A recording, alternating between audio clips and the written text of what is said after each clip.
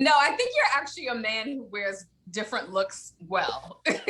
Like you look like completely different, but you wear it well. Well, you're a sweet person. We are live. This is Joi Rychelle, ladies and gentlemen. Oh my God. I feel so special. Thank you. Start getting scared. I'm just kidding around. Oh my goodness. Oh. All right, Joi. Okay, Do I want a game show or a dating show? Oh, I need to turn this down. Okay, cool. Okay, Joi. Well, thanks for meeting with me today. I know you got to wake up really early tomorrow. Yes. Wait, what are you doing tomorrow? What am I doing tomorrow? Yeah, what do you wake? I'll be working. What am I waking up for?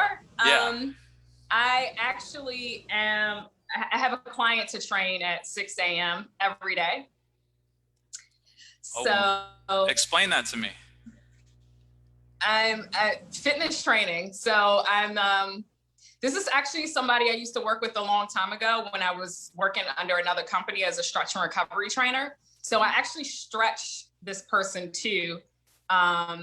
But most of it has been like training because they have a goal to get to. You know, a lot of people have, when COVID or this thing first started, I found that people were in like two categories. Like it was like I was one of them, like I went crazy. I lost everything. So I was like, I might as well work out 3 times a day. I have nothing else to do, right? And get crazy. And I joined this burpee challenge. And then there's another set of people who's just like, I don't have the discipline and I'm not committed. And I'm just going, I'm a work, but I'm working, but I'm going to sit around too. And just, it could be conscious and unconscious, you know? The great thing about this client I love is that they're conscious. If I'm not going to pay somebody to come help me get fit, I'm not going to do it. And they're very committed to their journey and committed to losing weight and changing themselves, but they know that they get to have a coach and support because otherwise they're just not going to do it, you know, which is interesting because I like to empower my clients to be able to like go off if I'm not with you, to be able to work out or stretch or practice yoga or whatever on their own. And this person is just not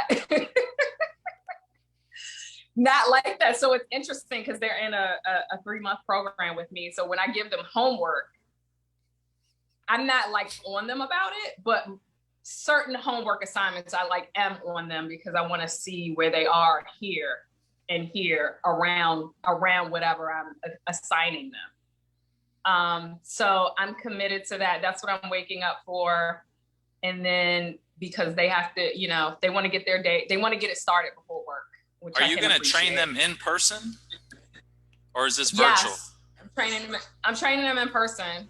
Oh, and nice. And then I have a yoga client after that in person as well. So I'm starting my day being of service, and then I'm going to come home and train myself. Nice. And meditate and like take some time out for myself, you know, and then get my day started.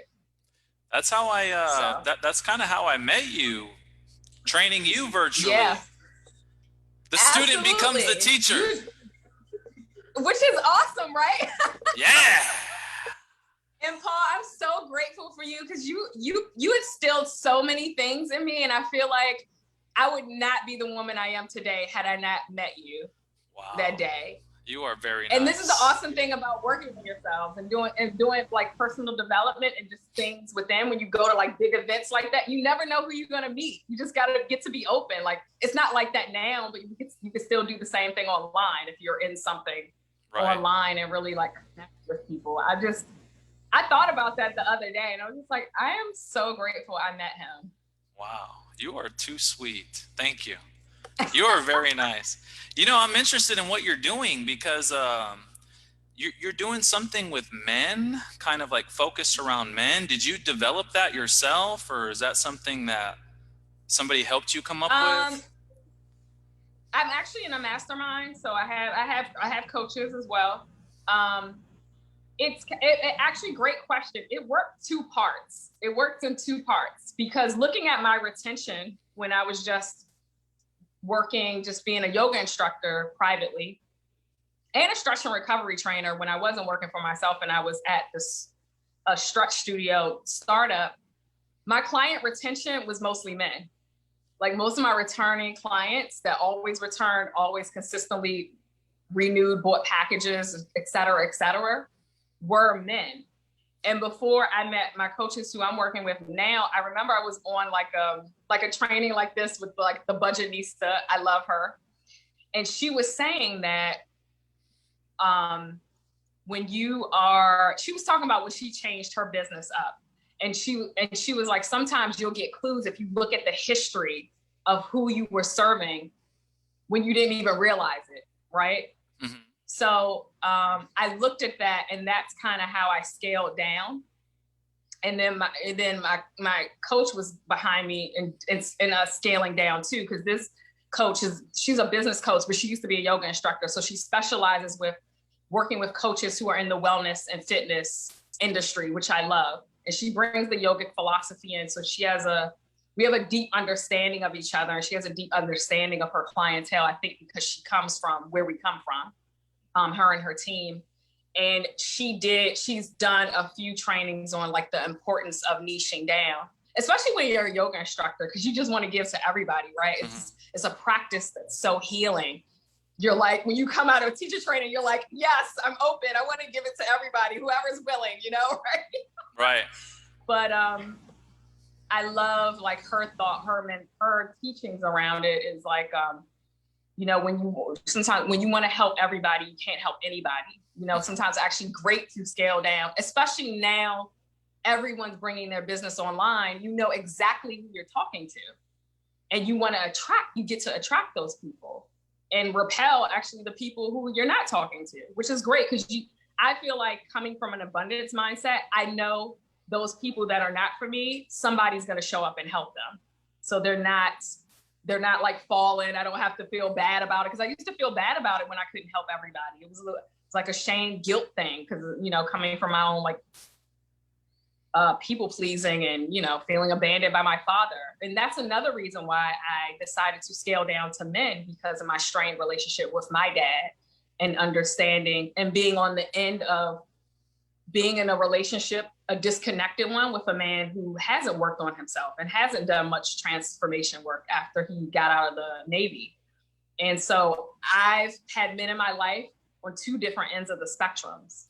So this is a really work of love.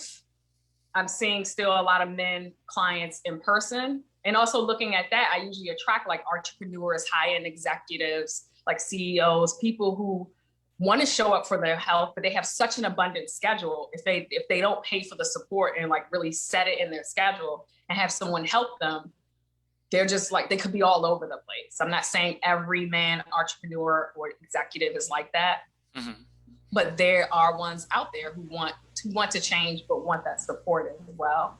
So that's kind of how I scaled down. First, it started with men, and then, working with my coaches even deeper, I decided to focus on entrepreneurial men for several different reasons. One, that's who I attract in person. So why not extend that out online?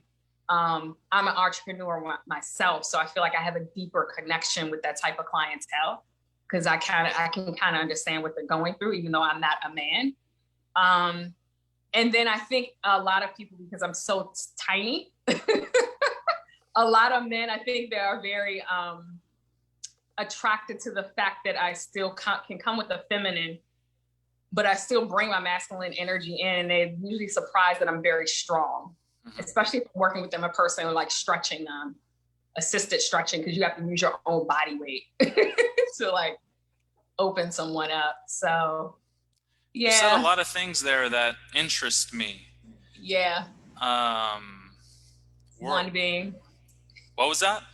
Which one interests you? Well, it's interesting to me, your awareness, as far as kind of what has gone on in your own life with your father and things like that. And are you saying that's one of the reasons why you attract these type of men, or do you have other reasons on why these people come to you? Entrepreneurial. I think there's other reasons. I said some of them coming from my awareness.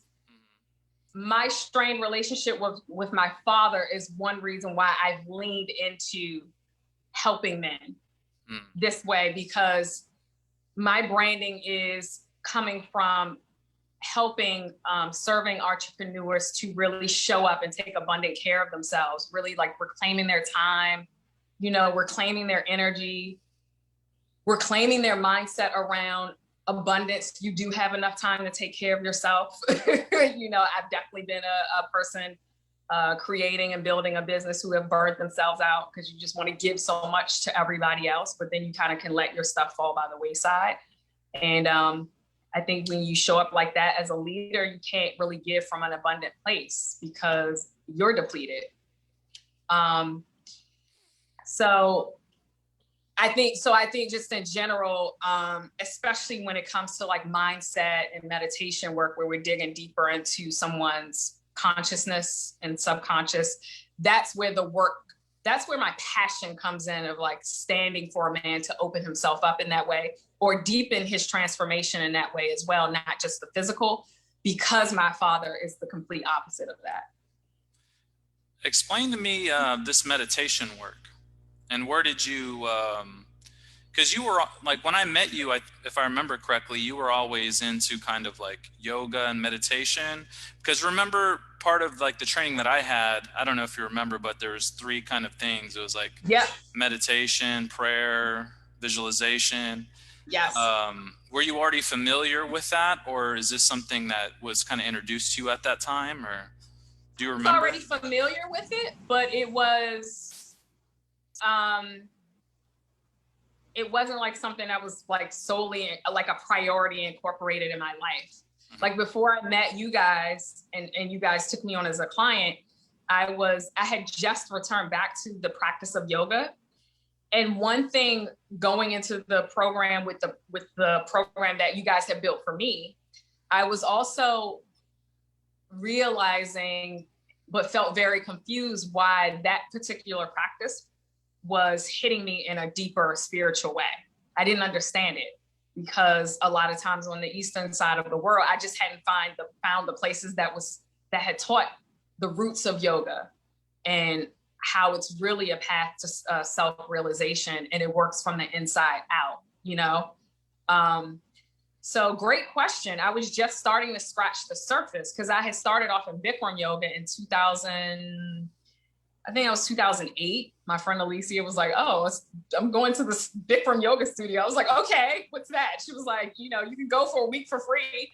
And anytime my dear friends introduce me to something new, I'm usually like, I trust them, so I usually won't do any research. I'll just jump in with them and be like, "Okay, like, I trust you. I know you're not going to stare me in the wrong place. I get to have my own experience around it, but I'm going to jump in and say, okay."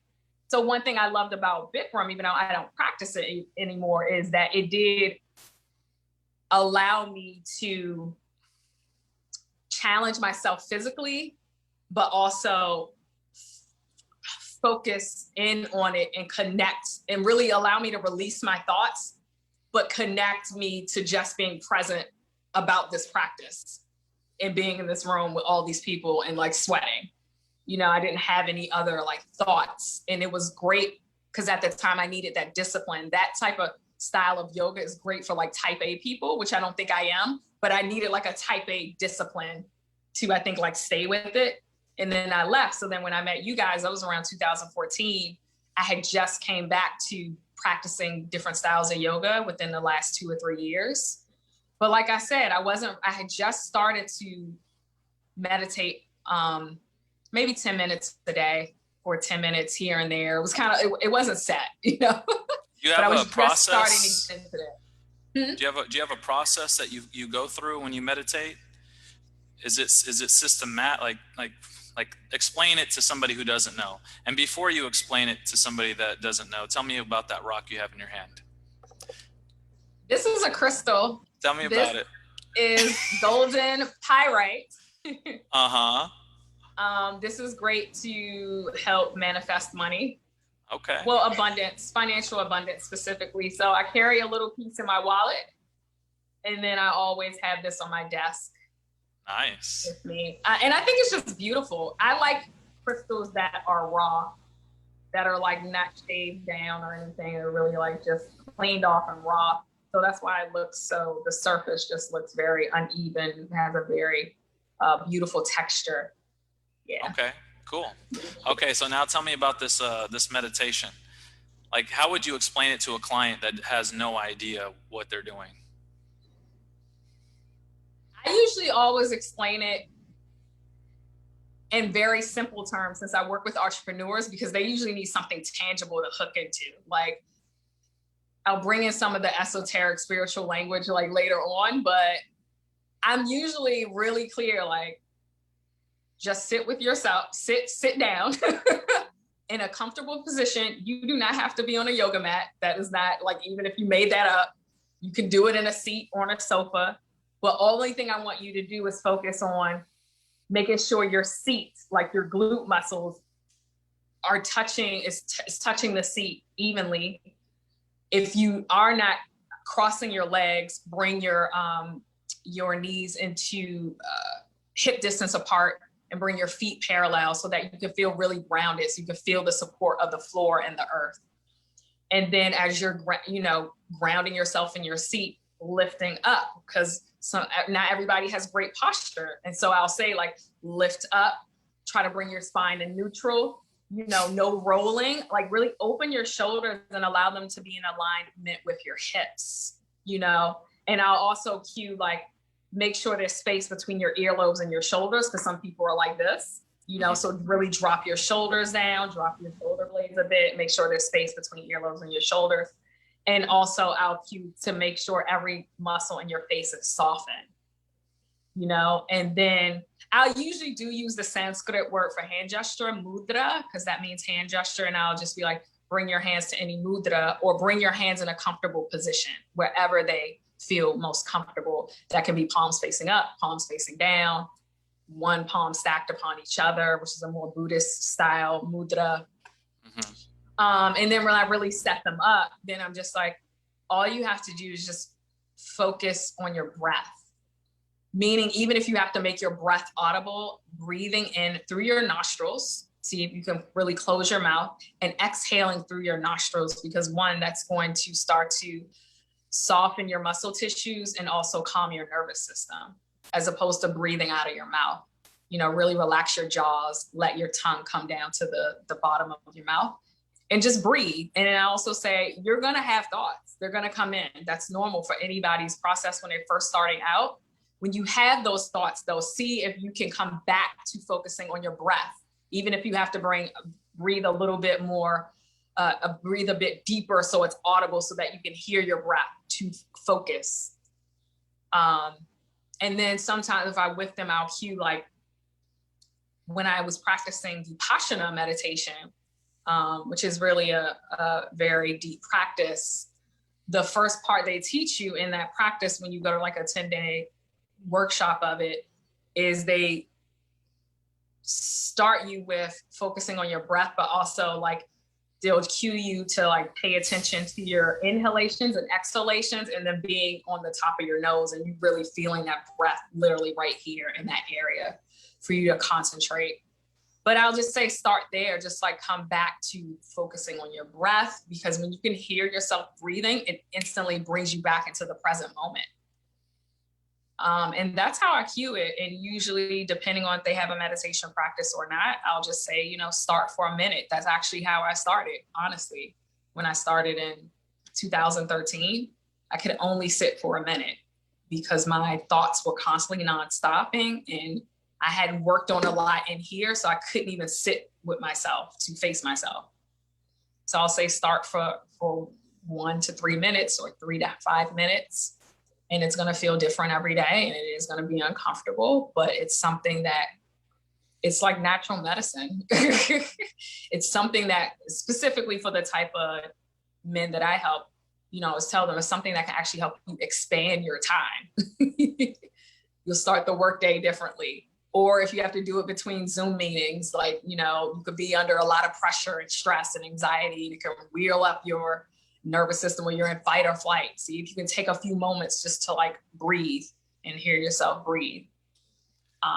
Is that an easy sell for you? Meaning What? the idea of meditation? Because for some, it's kind of like I'm wasting my time. Why should I sit here and breathe and focus on my breath? Why, or like the people you deal with, are they just really receptive and they don't ask questions or?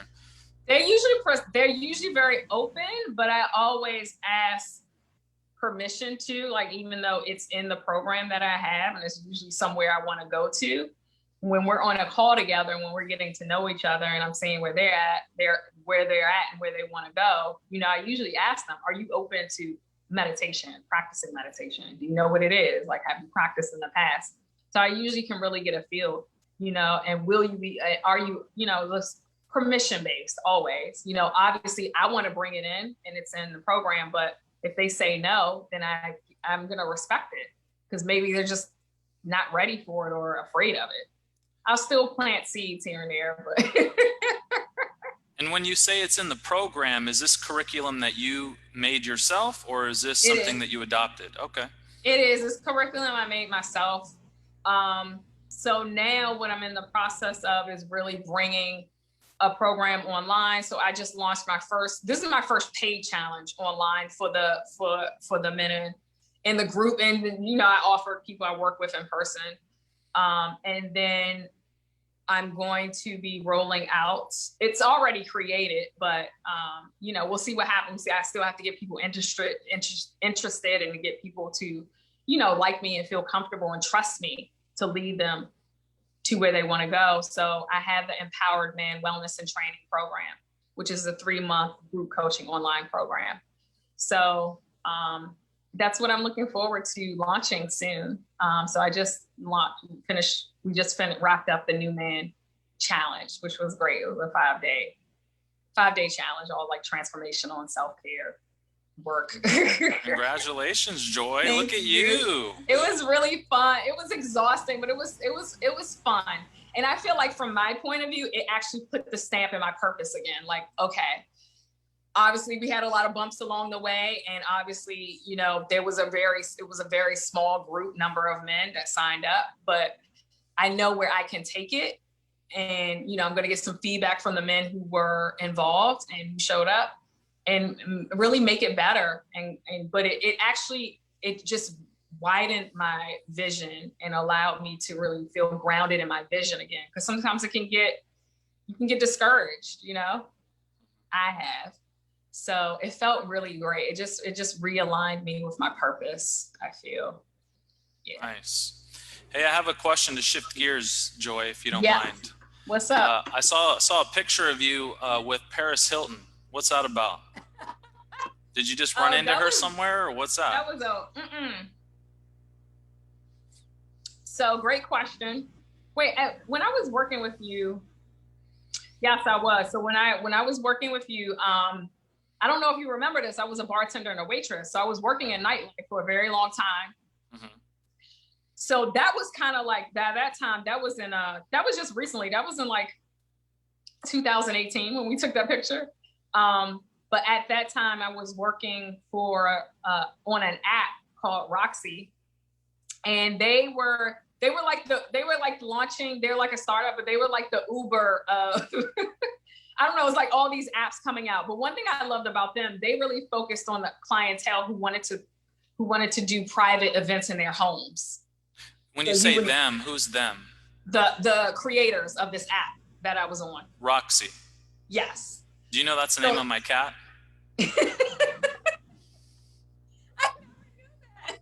What was that? I never knew that. Now you know. Okay, so the creators of this app, Roxy, Paris Hilton is somehow involved with them? She wasn't at first, but but that was my second or third event working at her home in New York. Make a long story short. Yeah. Okay. So that was more like it was like a kind of like a meeting in a very small number of people, but some people were like, some of the men that were there that were like meeting with them had brought their daughters or something. So she was taking selfies with all these girls, right? So I'm like cleaning up because I was the bartender. I'm like cleaning up, doing my things. I'm like, I'm tired. I'm trying to get home. because I think I had like worked a night all weekend. That particular picture, that event, it was taken on a Sunday. So I was just like, let me just get out of here. And it's just funny because she said it like in her little voice. She was just like, "You want to take a selfie?" And I was like, "What?" I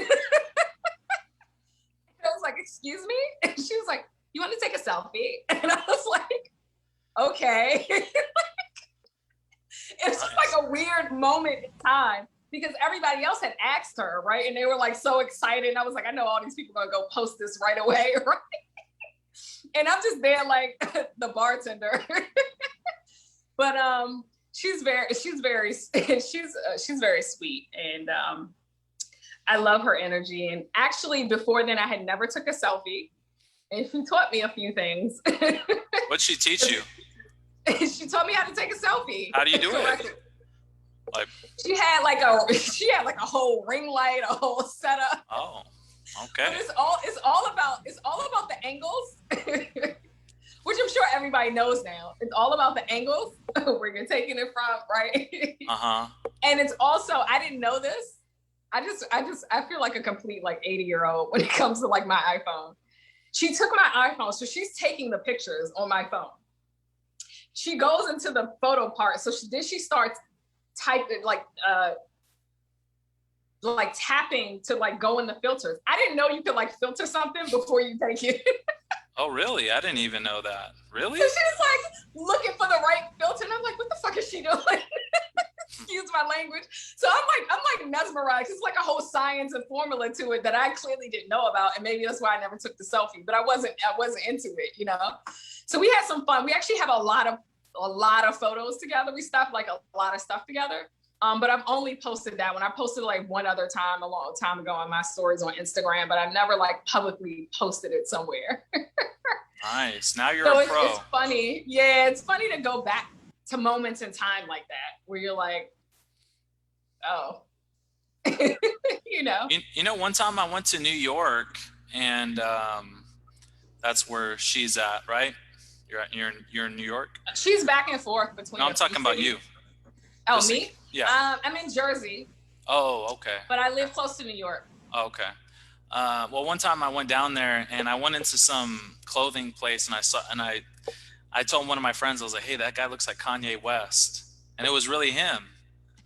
I thought about asking him for a selfie, but I didn't do it. I was like, Yeah, that's the thing in like New York that, you know, I don't know what's gonna happen moving forward, but that like stuff like that is, you know, it happens a lot, you know. So it's like, so, you know, I've served so many, you know, celebrities throughout my time working at night. Excuse me. No, I don't say that to brag. I'm saying it like excuse me. No, I'm just interesting to look back at that, you know, to look back at those moments. Right. So Joi, I want to get your thoughts, okay? Because you live in a different place. I live in Texas. So I kind of want to know what it's like to live where you're at, and then kind of yeah, I don't know. I'm just kind of interested your perspective. You know, one is you have a different perspective for a lot of reasons. Like one thing that I thought was interesting. Do you remember that video I made where I talked about three personal stories of discrimination? Do you remember that? Mm-mm. Okay, well, I made this video, and it was titled 3 personal stories regarding discrimination, right? And I kind of laid out some things, and I thought that video people were gonna get kind of upset by it, but surprisingly, not that many people did. At least they weren't really vocal about it. But you kind of mentioned that you liked that video, what I had to say in there. So I was I know the one you're talking about now. You were like, I didn't expect it for it to get as much attention as it did. Well, I thought it would get like more negative attention. I thought people would be real mad at me, and maybe they would have if it didn't initially get good attention. Because I noticed there's kind of like this inertia that happens if if somebody comes in and they say something negative after people already said something positive, it's like they're the odd one out, and the vice versa will happen. Anyway, I'm just interested on kind of like, and we don't have to talk about this if you don't want to, but I am interested, kind of like your take on like some things that are happening in society right now, you know? Okay, ask a more specific A question around specific that, because question? there's Oh, so much okay. stuff that has happened. Yeah, You know? you're right. You're right. I feel like so let's just see. What is your intuition telling you? Okay, tell me this. Let's see. Okay, first off, what's your ethnicity? What's my ethnicity? Yes. I identify as a Black woman. Okay, cool. So I've always wanted to do like the ancestry.com, like swab your thing. Cause honestly, I really don't know about my ancestry a lot. And that's something that when I first moved to New York, I loved that people knew so much about their background. And it was so inspiring to hear people like, yeah, I'm like Irish, German, and Jewish, you know, like I'd never experienced that before. And they would just say it and was so excited about it and proud of it. And I was like, yo, this is so cool that so many people live here and like know their background, you know their history. But that's, yeah. I identify as that right now. Okay, cool. I really don't know. Another poll ironically told me he thinks I have European in my background. Yeah. We'll see. Okay, so how do you feel about kind of like the racial tension that's happening right now? So like, for example, I was afraid to even call you, let's say, Black, because I don't know if that's like the right thing to say. People get upset by that. Right. And you know what I'm really interested in, especially from you, because you're very personal development oriented. You're very like, and maybe I'm making assumptions, but just typically if you're in the personal development kind of arena, those people are big on taking personal responsibility. They're big on, you know, not making excuses and not playing victim and things like that. So I'm curious, kind of given this racial tension that you have, and you see, like, do you feel like how do you feel about that? Like, do you feel like you're at a disadvantage because you're a Black woman, or is that something that you don't prescribe to and you say, you know what, like you mentioned the abundance mentality before, do you think, does that make sense, or should I ask you more of a specific question? That makes sense. Okay. I love that you asked this. I mean, it has several moving parts. Mm-hmm. And again, I can only speak from my experience because, of course, I personally experienced racism. I always try to take myself out of it as just a Black woman and come to the scope of things from just being just a human and really look at it that way. I think just studying the roots of yoga and practicing yoga deeply has taught me so much about that, looking at things at that perspective, along with I get to take responsibility. I don't prescribe to that. However, I am also very aware that systems in this 3D world that we're living in have been set up for some people to advance of certain creeds and colors and et cetera, and other people to like fail. And that saddens me. I feel like the whole thing just needs to come down and be redone. And some of that is happening now because we can't function that way anymore. It's not sustainable. We see this now. Like we are seeing this now. And also I think that's that has been the blessing about this.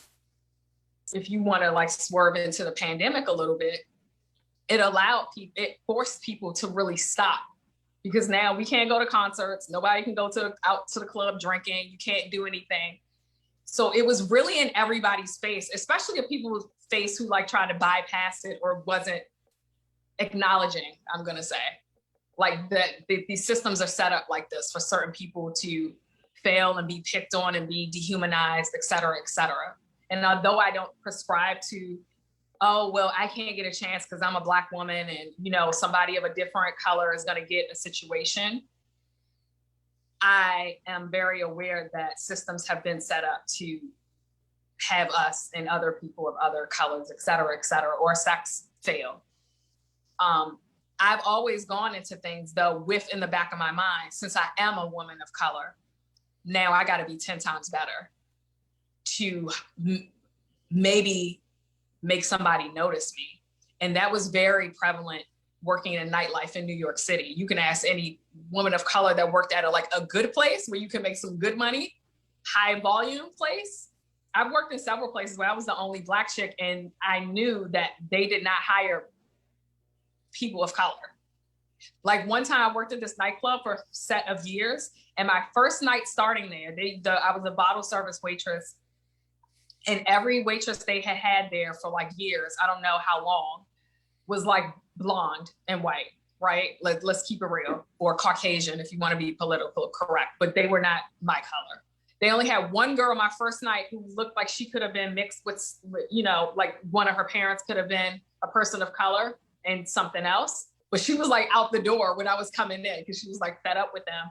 And literally all the bodyguards, all the bouncers, when I came there, I was like, oh, I'm here, my name, hi, I'm here to like be a waitress. They were like stunned. It looked like it felt like I was in the Twilight Zone. They were like, oh my God, they finally hired a Black waitress. Like, oh my God, this is like a miracle we're seeing you right now. Like, why did they choose you? Happy, and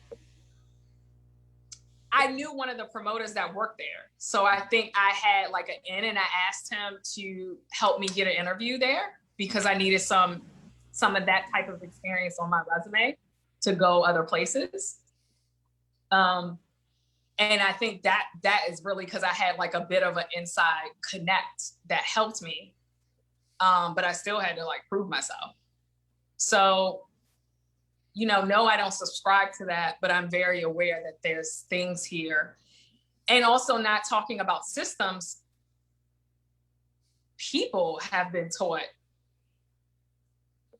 these type of discriminations, Explain. They've been taught that. Like when a child is born, they aren't born to hate. They don't know the difference. They are of light. Like they don't know any difference unless something is instilled and taught in them. So a lot of this hate has been taught. And I'm not saying it's coming from the home. It could be coming from the environments these people were raised in, et cetera, and it was accepted, and then it kept perpetuating. And it's sad to see that. It's hurt me a lot to have, it's made me happy because people have like come out, spoke about it, protest about it. It's been a really stronger energy about it. Like, this doesn't work anymore. Like, stop. Like, it doesn't work. How, like, this is going to be kind of an impossible question to ask, but maybe just do your best if you can. Yeah. If you can rewind, maybe, let's say like 2000, 2005, something like that.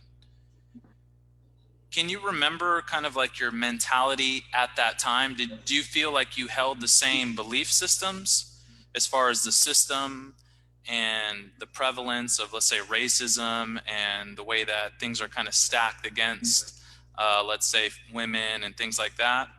Or do you think that you held different beliefs at that time?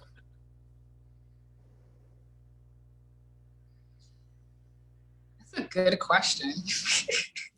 You want to know why I ask you that?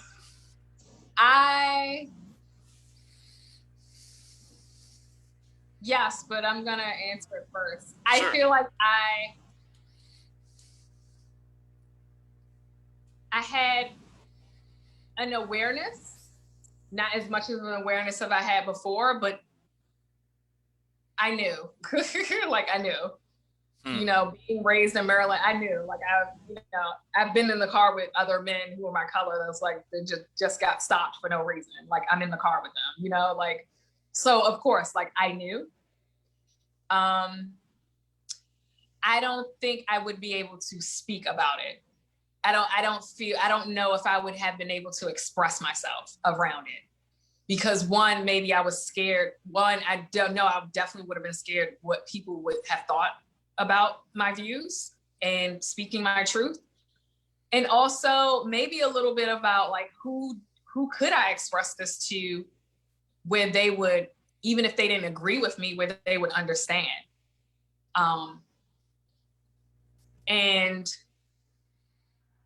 so, yeah, my awareness was definitely there. But I think I had a lot of, I think I had some blind spots too. I had some blind spots too, you know? Yeah. How do you feel about these things that we're talking about? Is it too No, too I heavy? feel great. I You feel feel great? great. Okay, cool.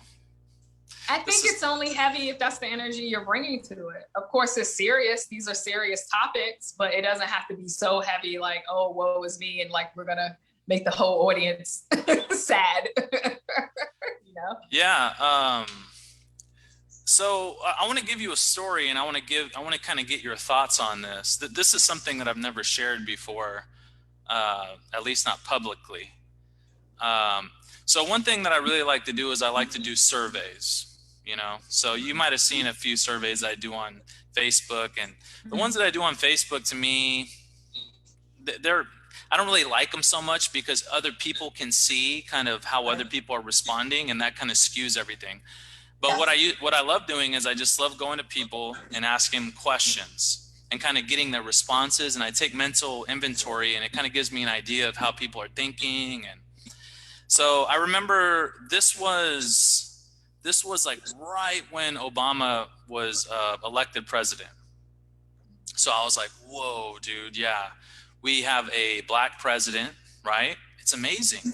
So for some reason, I just wanted to go around and ask black people their stories about how and when they were discriminated against, right? So I went around and I asked everybody I could see. I asked all the black trainers. I asked all the black employees, all the black members at Lifetime. So it went like this. I said, tell me about a time that you were discriminated against because you're black. And then this was the response that I got from everybody but one person. They went like this.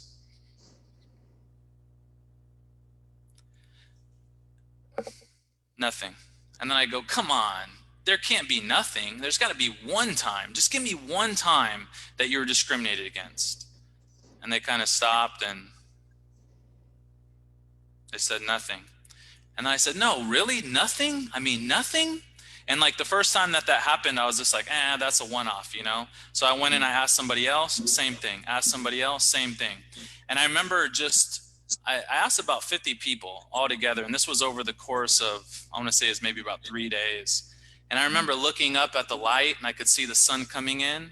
And I was just like, wow, the United States has come so far that like I'm asking these people about being discriminated against and they're giving me nothing. There was one guy that said that he was discriminated against. And he said no. He goes, no. And then later on he goes, oh, I remember a story. I was at the mall and I was with my wife, which is white. And he said a couple of other black people were walking by and they kind of scoffed at him and his wife. Mm-hmm. So I just remember thinking, wow, we've come so far. And that's why I asked you that question about back in the day, because of course I'm in Texas, that's Lifetime Fitness. So I understand it's not a perfect survey, but just in that small demographic that I dealt with, I was like, whoa. But then what I noticed over the course of time is I'll be training my client, I'll look up on TV and I would see them talking about some kind of racial problem, right? And I said, okay, and then I just kept looking. And I just noticed every time I looked on TV, it was something.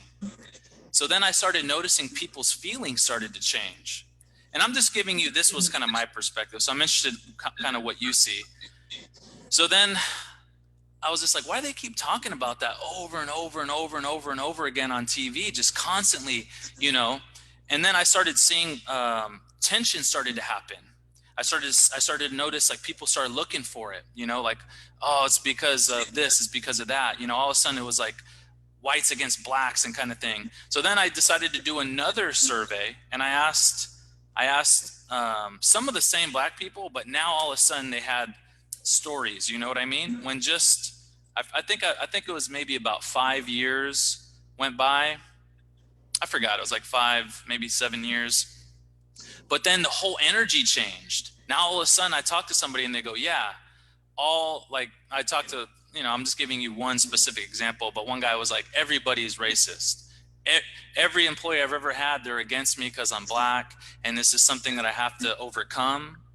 But then, just like I said, like 5-7 years before, the energy was completely different.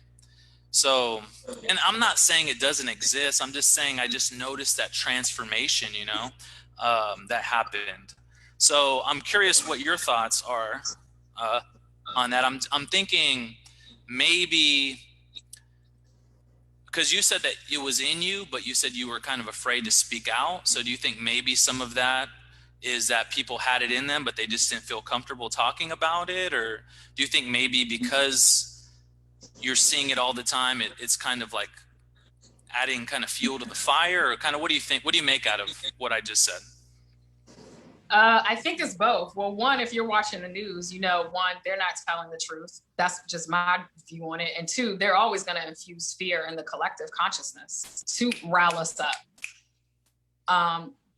That's been across the board, regardless if it's racism or somebody who got killed or whatever, the president, whatever. Like, it's always like something that's negative that's going to hit people in a very different way.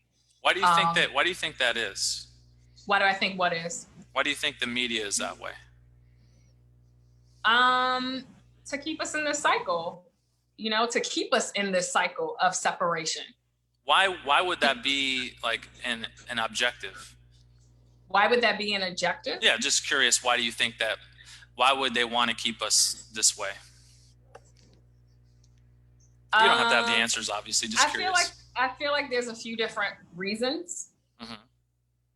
Now, what a tangible example that I can express deals with, let's take it back to health and well-being. Mm-hmm. We know that the government works with pharmaceutical companies, insurance companies, et cetera, et cetera. So of course they're going to keep us wrapped up in fear and worry and doubt and tension. Now we're in fight or flight mode all the time. Now that's going to affect our immunity and other issues that, if we have underlying issues, may help bring them to the surface. Now that's going to affect our consciousness and our mindset and how we're thinking around things. And, so it becomes a vicious cycle. So it's like, if I'm not well and I don't have the consciousness around seeking holistic things, seeking holistic solutions, or maybe seeking both, maybe a mixture of both. It doesn't have to be one way or the other. And I'm just going to go to the doctor. And then these doctors are taught to prescribe medicine. And now I'm hooked into that. And so now I'm managing this underlying health issue or my stress or whatever. People can get prescribed medicine for several different reasons. It doesn't have to be anything physical like heart disease. It could be like, I'm stressed and I can't go to sleep and I have insomnia, not knowing that having a pranayama practice, a yoga practice, and a meditation practice can help dissolve all of that. Now I am like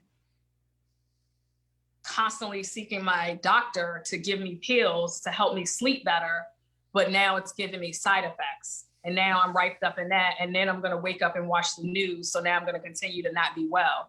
And it's going to be a different cycle. And you asked me that the reason, I think the bottom line reason comes to like power and money.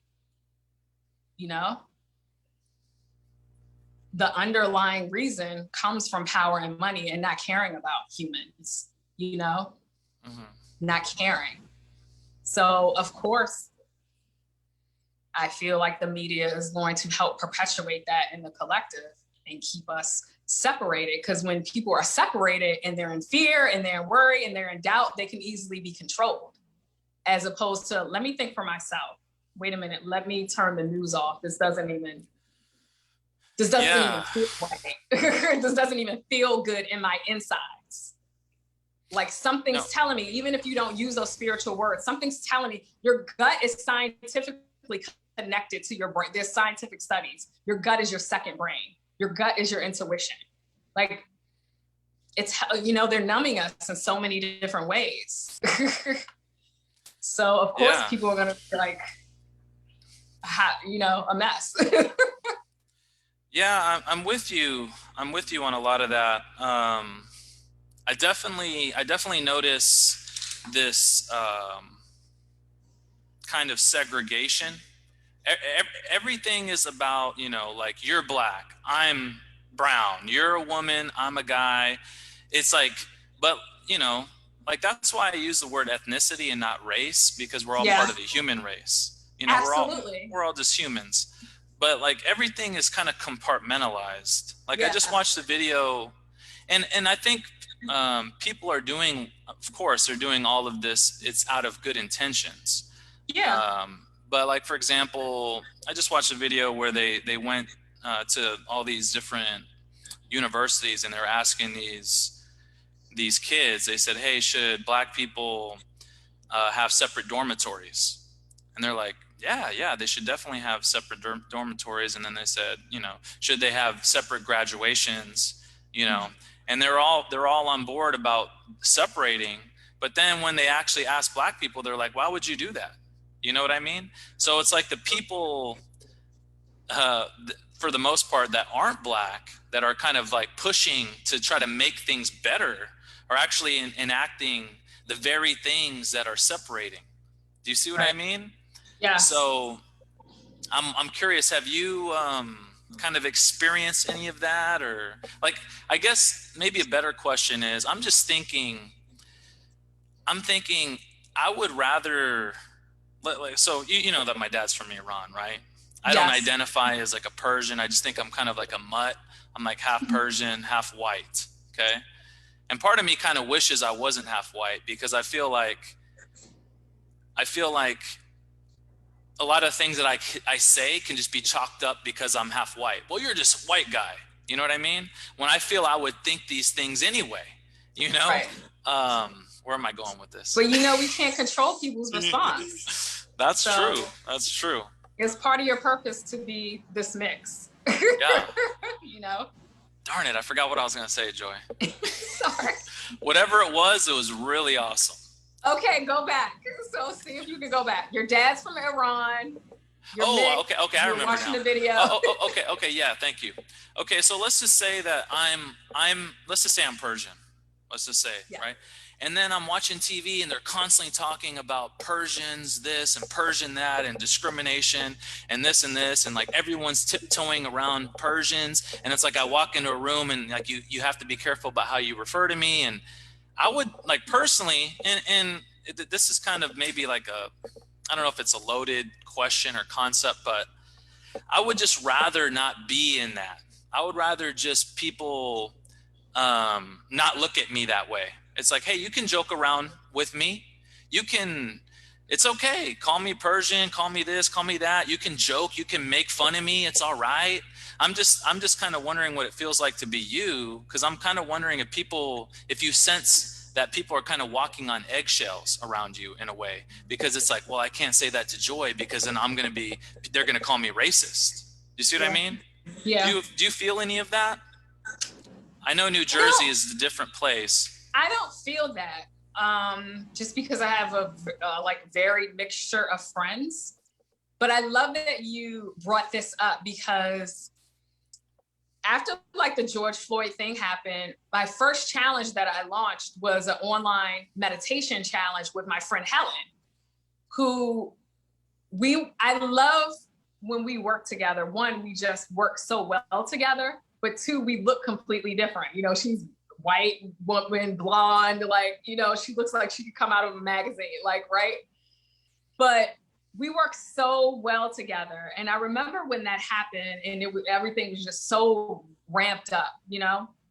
And I was feeling so just hurt around everything that was going on. And I was like, and this is after we had launched our challenge, right? And so Helen, I was like, Helen, so by this time now, with my friends who aren't of color, I'm starting to make sure I express my feelings around how I feel during this time.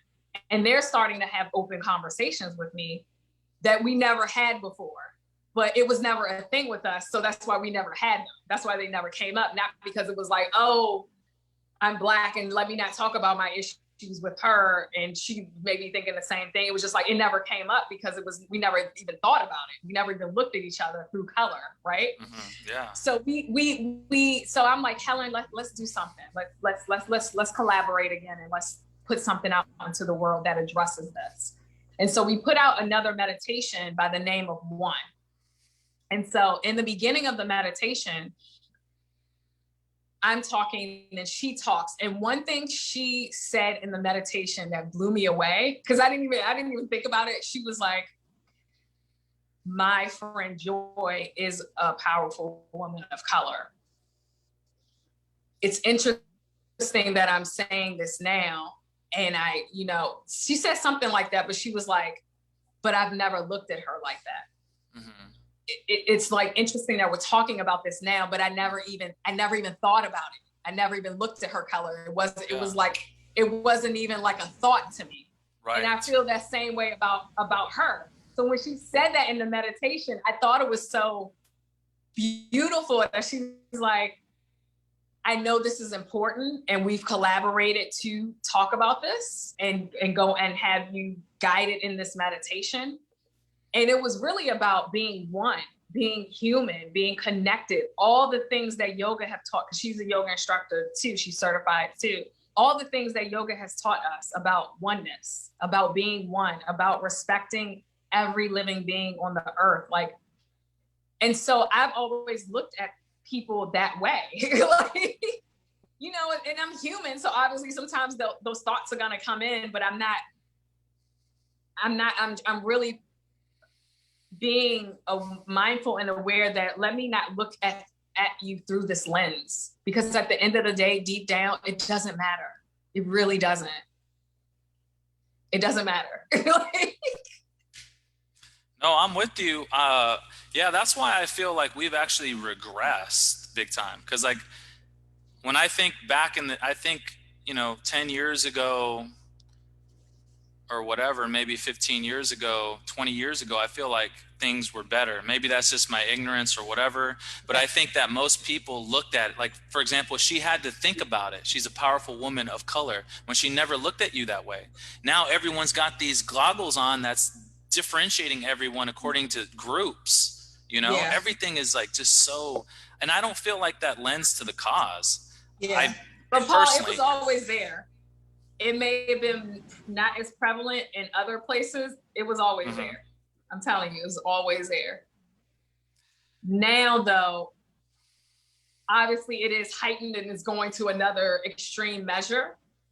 But I feel like sometimes you got to take 10 steps backwards to move forward, So you think it seems like it's like a lot right now, but hopefully that will simmer down and we will come into something else, something new. So your opinion is that things will get better. So you think we're taking steps back now, but ultimately it's going to be better. Yes. Okay. I always get to remind myself to hold that intention for our collective. And me and my mom had this conversation. And I remember we had a heated conversation about this. And that's why sometimes I'm so grateful, like I picked her as a mother to be born under, because she's taught me so much. And I also have to remind myself, well, this woman grew up during the civil rights movement. I've only had the privilege to read about that. She got to experience it. So she's gonna come with me from that, right? And it always allows me to have a deeper place of compassion and empathy with her, even though she's triggering me when we're talking about this. So make a long story short. How is she triggering you? I'm telling you now. Okay. We had a discussion just about racism in general. And she was saying her bit and I was saying mine.